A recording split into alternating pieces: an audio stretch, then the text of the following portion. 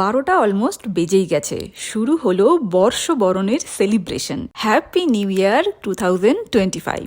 মন্ট্রিয়েলে 2020 পর এই firework celebration বন্ধ ছিল কোভিড আর কিছু ফিনান্সিয়াল কারণে। এই বছর আবার শুরু হলো। আজ ঠান্ডা একটু কম, স্নোফলও হচ্ছে না, তাই পৌঁছে গেলাম দুজনে সেলিব্রেশন দেখতে। রাস্তায় জ্যাম দেখে কিছুটা আন্দাজ তো করেইছিলাম আজ কেমন ভিড় হবে, তবে এত ভিড় হবে তা ভাবিনি।